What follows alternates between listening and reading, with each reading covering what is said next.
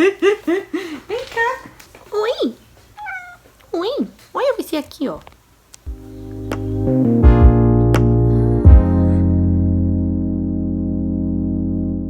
Well, hello there, welcome back. Today I'm here to talk to you about the best books of 2020. 2020 was a very rough year to everyone involved, to say the very least. But one good thing came out of it for me personally, which was that I got to read a lot more than I usually do. Typically, in a normal year, I read around 12 to 20 books, I think, and this year I actually got to read 80 books. It was a mixture of having too much time in my hands and not having enough things to do. You know, I had to stop working because I was working on a short film that is impossible to film during a pandemic because it takes place in a party and we would have around 50 people on set every single day.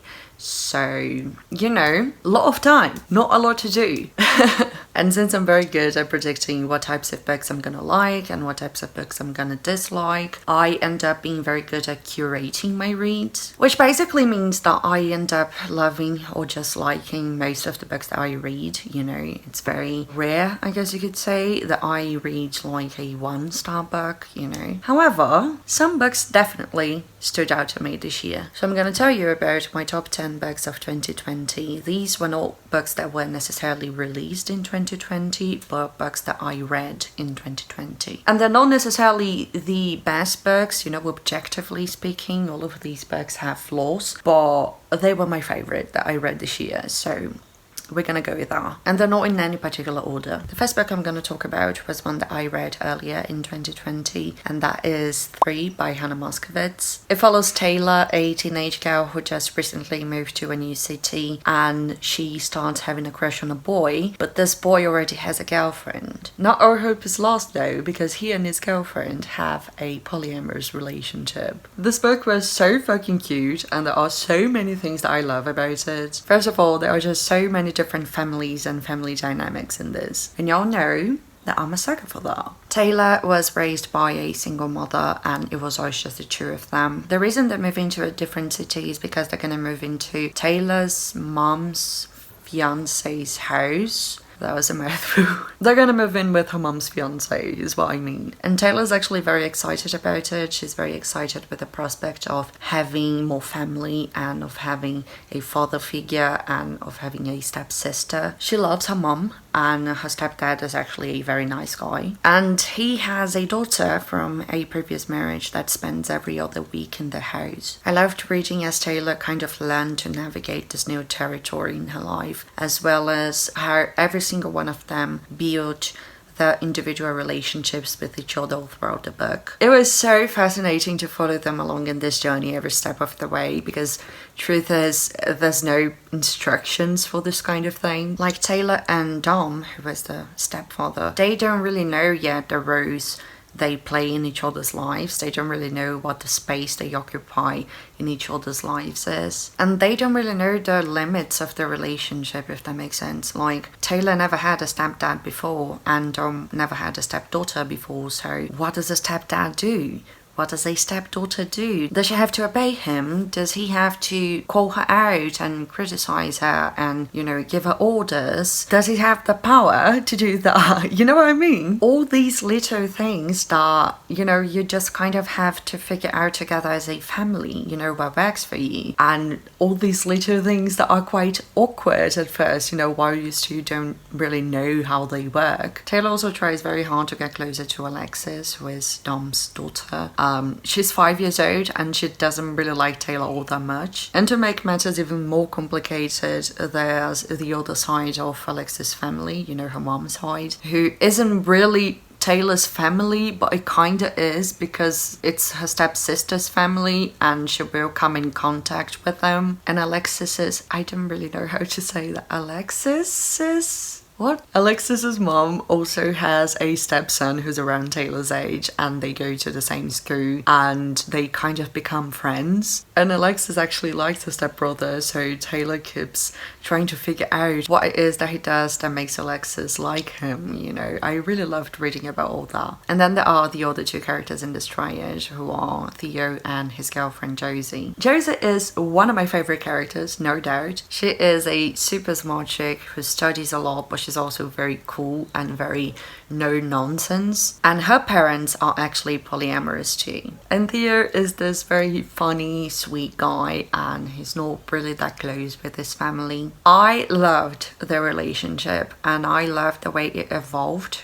throughout the story. And I really loved following Taylor as she kind of learned more about polyamory, as well as learned to navigate this new relationship. And the emphasis on dialogue in this book.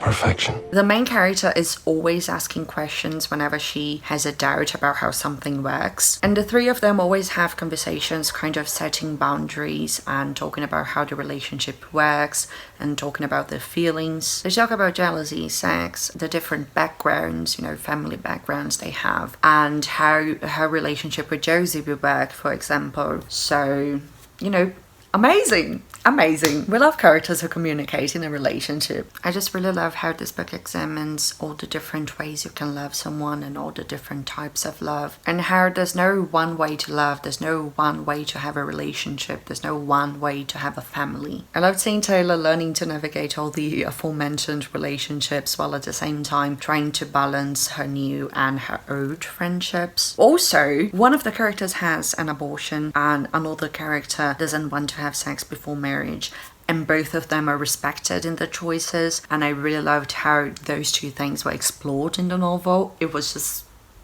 brilliant, incredible, amazing, show-stopping, spectacular, never the same, totally unique, completely not ever been done before. The one gripe I have with it is that there are so many editing issues, mistakes, I don't know the proper term here, in the sense that there are a lot of typos and misspelling of words, and sometimes words left out from other sentences. But I mean, if Hannah Moskowitz decides to edit the book just to correct these mistakes, I don't think I have any complaints other than that. Then we have The Scorpio Races by Maggie Stiefvater. This takes place in a fictional island where every November horses come out of the sea. These are not regular horses. I mean, obviously they live under the fucking sea most of the year, but anyway. They are raging, murderous, flesh-eating horses, and they are very dangerous. And every November the Scorpio Races happen, which are basically races where the people of the island have to mount those murderous horses. The book has two main characters, Sean Connery and... no, Sean Kendrick. What? The book has two main characters, Sean Kendrick and Puck Connolly. Sean works for the richest man in the island, training his horses and caring for his horses. And he not only competes in the Scorpio races every year, he also has won the past 4 years. And Puck decides to compete in a last effort to keep her family's house and to keep one of her brothers from moving to the mainland, and thus she becomes the first woman ever to ride in the Scorpio races. And she also refuses to use one of the blood horses, you know, the horses that come from the sea, and instead uses a regular horse because her parents were murdered by the blood horses. And that is very dangerous because, you know, all of the horses are flesh eaters and her horse is just a regular horse, so they will probably try to kill her horse. God damn it. This fucking bee, man.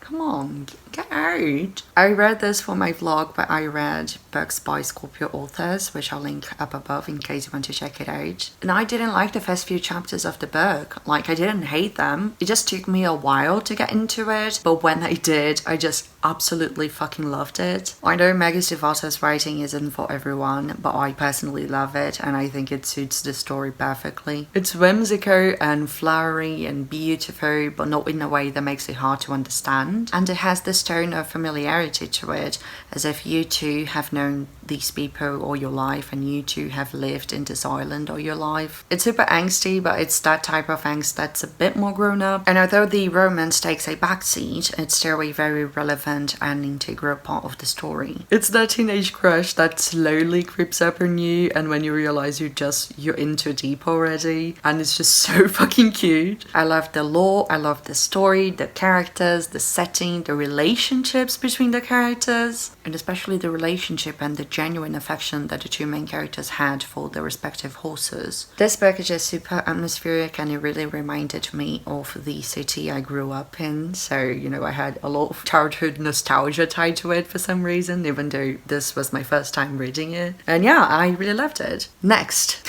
It's so weird.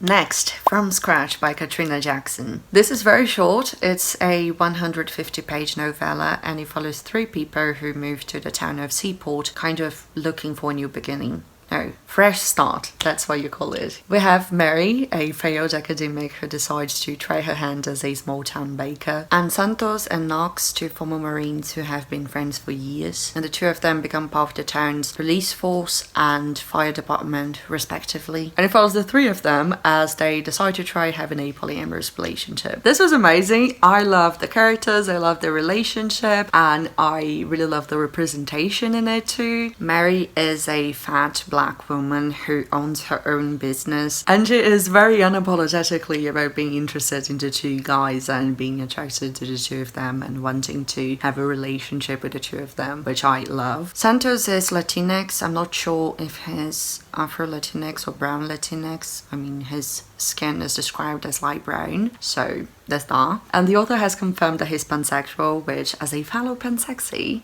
I love to see. And Knox is a bisexual black man. The physical attraction between the 3 main characters happened instantaneously, which I know some people don't like, but I personally find it quite realistic. Like, I'm the type of person who gets instantly attracted to people and who gets involved with people very fast. So, I don't know, just let this be your reminder that just because something isn't relatable to you doesn't mean that it's unrealistic. That being said, they do start having feelings for each other quite fast. I think a lot of it has to do with the fact that this is a novella, so, you know, there's less pages. But if that's not something you enjoy, then maybe don't pick this one up. I really loved the writing. I thought it was very funny, very humorous, and it had a very strong personality, if that makes sense. It does get really info-dumpy at times, but I personally don't really mind info-dumps as long as they're done in a way that's interesting to me. And in this, because the voice, you know, the narrator's voice is quite strong and it has personality and it's quite funny, I didn't really mind it. I do agree that the final conflict of the book was a bit forced, you know, it was a bit contrived, but it didn't really hinder my enjoyment of it. Also, the smut, perfection. It was so fucking good. Next we have The House in Smyrna by Tachynas and Levy. I wasn't gonna include any rereads in this list just because I don't really see the point of that, but I had to make an exception for this book because, number 1, I really wanted to include a Brazilian book in this list, and this was the best one that I read this year, and number 2, because it's just so fucking good. Like, this book is phenomenal. It's so fucking good, and just like I said in my video of Brazilian books that have been translated into English, this book is about many things, but at the same time it's about none of them at all. It follows 3 generations of the same family, the main character, her mother, and her mother's father. So the main character's grandfather. The grandfather is a Jewish Turkish immigrant in Brazil. The mother was exiled to Portugal during the military dictatorship in Brazil. And the main character loses her mother to cancer and gets into this deep, debilitating depression. One day the grandfather gives the main character the key to the house he used to live in Smyrna, which is in Turkey. And so he sends her on a journey to kind of reconnect with her roots in hopes that that will help her reconnect with herself. And it's about all of that, but at the same time, it's about none of it. It's more of an exploration of grief and depression and intergenerational trauma. And it's about not really seeing yourself in a culture that is supposedly yours, while at the same time othering your own culture. It reads kind of like a stream of consciousness novel, which I know a lot of people don't like. I personally really do. So if that's not your thing, if that's not your cup of tea, maybe skip this one. It manages to weave together beautifully so many stories. There's the grandfather's life in Turkey and his family in Turkey, and then there's his life as an immigrant in Brazil, the mother's life in the military dictatorship, including her torture and her subsequent exile in Portugal, as well well as her disease later on in life. The main character taking care of her mother and then grieving her mother. The main character's abusive relationship and her depression and her journey to Turkey and Portugal. This is an all-around phenomenal book. I highly recommend it. The translation is amazing too. But it's also a very heavy book, as I'm sure you probably noticed as I was talking about it. So I'm gonna leave all the trigger warnings I could remember down below. Then we have the only non-fiction book in this list, which is Feminism by Kendall. This book was incredible. It's an intersectional feminist book that talks about all the women and the people with uteruses that have been forgotten by the mainstream feminist movement, liberal feminism, white feminism. And it talks about how mainstream feminism focuses more on increasing the privileges of some people instead of ensuring the basic needs of all. We see that a lot in boss bitch feminism, you know, when being a girl boss and all that shit. And it takes many topics that are not typically considered feminist issues and explains why they are indeed feminist issues. Food insecurity, access to quality education, safe neighborhoods, a living wage, medical care, gun control, the list is enormous. I personally would say that any social issue is arguably a feminist one when viewed through an intersectional lens. But I digress. The language was extremely accessible, everything was explained perfectly and in a very simple way to follow. And it really was an amazing book all around. It was super educational, super filled with information and, you know, a perspective that mainstream feminism should really adhere to. I think the full title of the book explains it perfectly. It's Hood Feminism, Notes from the Women That a Movement Forgot. Now the last romance in the list, Girl Life Chloe Brown by Talia Hibbert. Yo, this was so fucking cute. This follows Chloe Brown, who after being nearly run over by a truck, realizes that she hasn't really been living her life to the fullest. So she comes up with a list of things to do to get a life. Like the title says, get a life, Chloe Brown. The first item in the list is to move out of her parents' house and move into her own flat, which she does. But she and her beauty superintendent kind of get off on the wrong foot and they basically hate each other's guts from the get-go. Things start to change when Chloe decides to enlist Red's help to complete her girl life list in exchange for her design services, and the two of them slowly but surely start falling in love. Where to start with this book? Chloe and Red are such amazing, beautiful and complex characters, each with their own baggage. Chloe has chronic pain and she had an abusive relationship in the past where her partner basically downplayed her pain and her experience as a chronically ill person, as well as being essentially abandoned by all her friends after her diagnosis. Red is an artist, he comes from a poor family and he just recently broke up, got out of an abusive relationship with a very wealthy woman. So he's kind of hesitant to trust Chloe because she too is a wealthy woman. So the two of them have their own traumas and insecurities that they have to work through. And I really like how the book shows and explores how long-lasting are the effects of an abusive relationship and how you still suffer from them even long after you go out of the relationship. And I really loved seeing the two of them navigating all that and rediscovering themselves as well as the world around them. And just watching them heal and fall in love, The romance was amazing, the characters were amazing, their families were amazing, the smart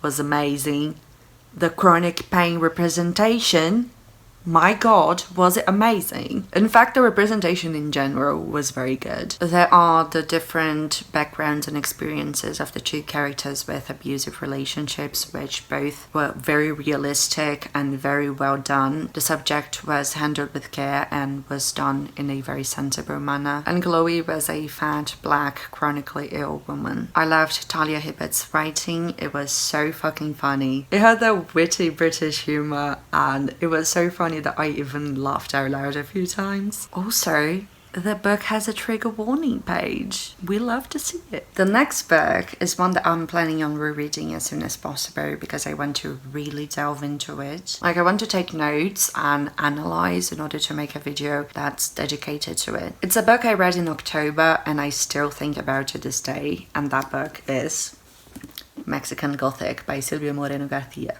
I want to talk really in depth about this book, as well as about the general ethnocentric global north discourse surrounding it, but today is not that day. Mexican Gothic follows Noemi Taboada, a socialite in 1950s Mexico, who gets a letter from her cousin Catalina asking for help. Catalina recently married a British guy and she moved to his family's estate where the rest of his family lives. And in this letter, she says they are trying to kill her and they are poisoning her. Noemi's father thinks that Catalina is simply hysterical and that she's in need of psychiatric help. So he sends her to the estate in hopes that she'll be able to convince Catalina's husband to send her to the capital to get the help that she needs. He does that because Noemi is a very persuasive young woman, you know, she is very good with words and she's very stubborn, so he hopes that she can convince Catalina's husband. But things seem to be a lot deeper than that, a lot weirder than that. The house has very weird brews and weird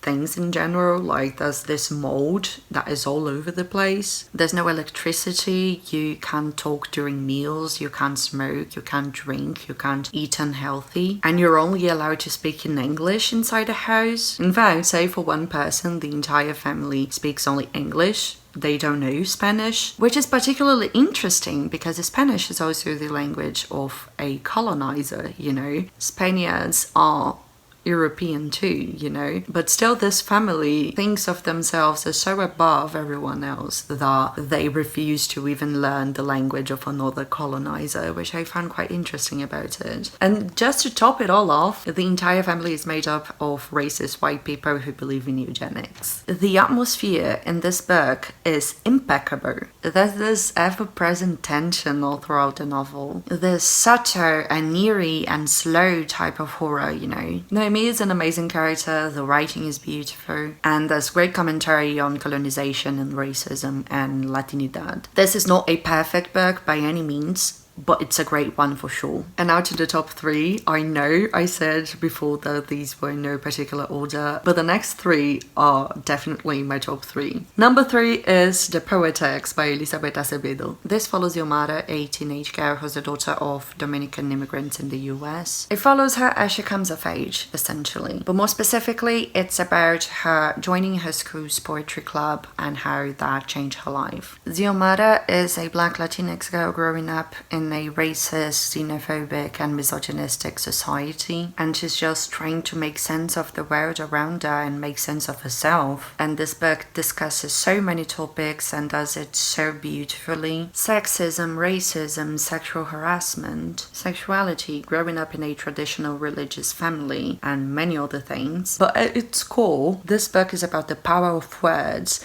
and about the importance of community and how many times words help you find a community. It's beautiful and powerful, and Elizabeth Acevedo's writing is incredible. Xiomara struggles with her religion and her faith and the way her religion treated women and the way it approached sexuality. They were so raw and realistic, and they were something that I related to in the deepest level. I found myself crying at all the poems of these topics, just because of how relatable they were to my experience of growing up Catholic and all the trauma and baggage that I have because of religion. It just felt so cathartic and healing and validating. You know, oh my god, it's so fucking good. The audiobook is narrated by Elizabeth Acevedo herself, and I highly recommend listening to it while reading along. It really brings the experience to a whole other level. Her voice is very soothing, and you know, these are her poems, so she knows the proper way to read them, like the right cadence and how it's supposed to sound and all that. Anyway, this is a powerful, impactful, beautiful book that I highly recommend, and I think it should be required reading. If you've been following my channel for any amount of time, you are probably wondering, how the fuck did she not mention the book yet? But fret not, because number 2 in my list is We Hunt the Flame by Hafsa Faizal. I know, shocking that it's not number 1. It was a close call though. Behind the Flame takes place in an ancient Arabia-inspired fantasy world called Daravia, where magic has been banished for many, many years. Ever since that happened, this cursed forest called the Ars appeared, and after each year it takes more and more space, and it's threatening to take over the entire continent. And you can't step inside the Ars because it basically makes you lose your mind. The main characters are Zafira and Nazir. Zafira is a woman in a very misogynistic country with very strict gender roles, and she's basically the only person able to go into the Ars without losing her sanity. So she dresses up as a man and goes into the Ars every single day in order to hunt to feed her people. Now Nazir, on the other hand, is the son of the Sultan and his best assassin too. And he has this very fascinating moral struggle because he knows the things his father gets him to do are wrong. But at the same time, he's been conditioned and brainwashed into thinking he has to follow his father's orders. So he's been basically living in a very abusive relationship with his father for years and doing things against his own will. The book follows Zafir and Nazir as they are sent on different quests for the same object, something with the power to bring magic back. For some mysterious reason, Zafira is the only person who's able to find the object, so Nazir is actually sent to follow her to get to the object and then kill her. I love this book with my whole entire being. I love the writing, the world, the magic, the characters, the relationships, just everything about it. So I can't wait to reread it, and I just can't wait to get to the sequel, which just came out a few days ago, I think. So yeah, amazing book. And finally, the crème de la crème, the best book of 2020, the book that changed the fate of this list, Sadie by Courtney Summers. My God. This book destroyed me in the best way possible. It follows two timelines. One of them is from the point of view of Sadie, a teenage girl who sets out to avenge her sister's murder. And the other timeline is the transcription of a true crime podcast that takes place several months after Sadie's chapters and is basically investigating her disappearance. This book is just so incredibly powerful and so heartbreaking. Like from the very start I couldn't help but grieve Sadie. It seemed like I knew her, and it seemed like I was slowly losing her throughout the story. Like the entire time was as if she was slipping through my fingers, if that makes sense. And there's just this type of hopelessness that comes with following her along in this journey, you know, because you see all the things she's doing and you see how her mental state is just deteriorating. So you want to grab her by the shoulders and tell her to turn around, to stop this, to go back to Maybeth. And I kept wanting to tell her to allow herself to have good things, but at the end of the day, you know, it's pointless. And you understand why she's doing what she's doing. This is about grief and female rage and revenge, and it's written in such a raw, palpable way that just thinking about it gives me chills. All of the characters were so well written, so complex. I listened to the audiobook of this while reading along, and it is hands down the best audiobook out there. It made the book go from a 5-star to 1,000 stars. It's a full cast production filled with amazing narrators, and the podcast bits was so fucking amazing. Like they had all the sounds and the music that a real podcast would have. It was just so fucking good. All the other books in this list, even though I loved them with my whole heart and I had a great time with them and I gave them 5 stars, I can still see flaws in them. Like, I realize they are not perfect books. This fucking book, I can think of a single flaw. I can't think of anything wrong with this book. I don't know, man. I don't know. If you don't like this book, please tell me why, because I genuinely do not understand. It talks about trauma and sexual assault and child abuse, child neglect, addiction, poverty, grief, sexism, anger, and all in such an enraged way. I honestly adored this book with my whole entire heart, and I couldn't recommend it more. So yeah, those were the top 10 books that I read in 2020. Top 10 best books I read in 2020. Have you read any of those? What did you think about them? Do you want to read any of them? Let me know. Thank you so much for watching. Leave a like, comment and subscribe if you feel like it. And as always, I'll see you around.